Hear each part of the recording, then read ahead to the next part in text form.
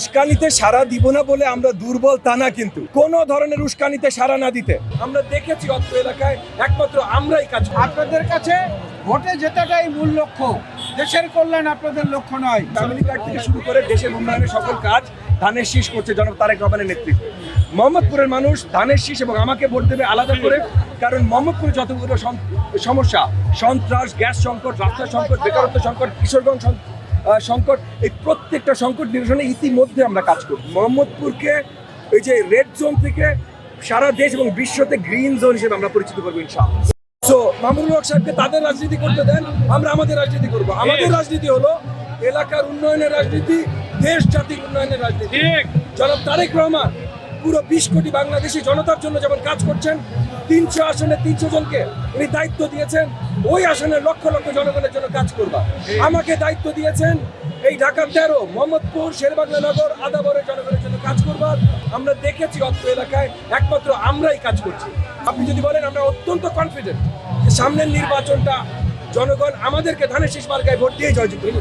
দেখেন, বিএনপি তো একটা বড় গাছ এবং সেই গাছে অনেক বেশি ফল। এই গাছের দিকে ঢিল পড়বে, এটাই তো স্বাভাবিক।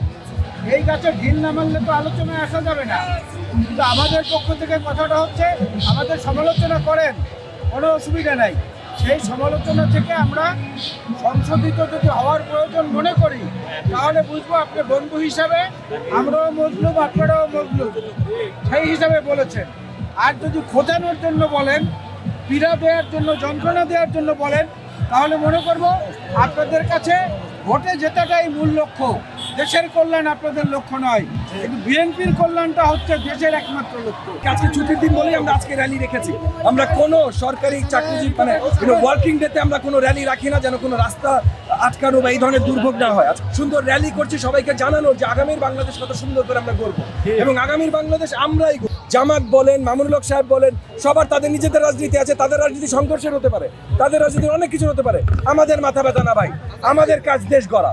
আমি প্রত্যেকটি নেতাকর্মীকে পরিষ্কার বলে দিয়েছি কোন ধরনের উস্কানিতে সাড়া না দিতে। উস্কানিতে সাড়া দিব না বলে আমরা দুর্বল তা না, কিন্তু সবচেয়ে বেশি শক্তি আমাদের বলেই আমরা, এবং তারা উস্কানিও দিতে চাচ্ছে এই কারণে যে সবচেয়ে বেশি শক্তি আমাদের। তো তারা উস্কানি দিয়ে আমাদের নেতাকর্মীদের যদি খেপিয়ে দিতে পারে, তাহলে অন্য কোনো ঘটনা ঘটাতে পারে, তাহলে তারা হয়তো নির্বাচনকেই প্রশ্নবিদ্ধ করতে পারবে। কোনো উস্কানিতে আমরা সাড়া দেব না, জনগণের জন্য কাজ করছি, জনগণের ভোটেই জয়যুক্ত হয়ে আসবো। মামুনুল সাহেব, অন্য যে কোনো সাহেব কি করলো ভাই, তাদের করতে দেন। শুনেন, বাজে মুখে বাজে কথাই বের হয়। আমরা কাজের লোক ভাই, আমরা শুধুমাত্র কাজই করে যাবো ইনশাআল্লাহ।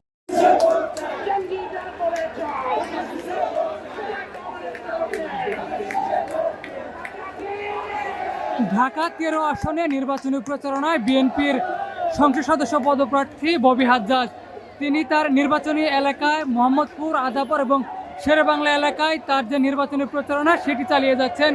এবং দেখতে পাচ্ছেন যে গাড়িতে উঠে তিনি ভোটারদের উদ্দেশ্যে হাত নাড়াচ্ছেন, এবং দেখতে পাচ্ছেন যে ভোটাররাও তার ডাকে সাড়া দিচ্ছেন, এবং অসংখ্য নেতাকর্মী আজকের এই তার নির্বাচনী মিছিলে অংশ নিয়েছেন। যেমনটা দেখতে পাচ্ছেন যে তার নির্বাচনী এলাকার ভোটার এবং দলীয় নেতাকর্মী তারা আজকের এই মিছিলে অংশ নিয়েছেন, এবং নির্বাচনের পুরো মুহূর্তে তাদের যে নির্বাচনী প্রচারণা সেটি বেশ ভালোভাবে তারা করছেন এখন পর্যন্ত।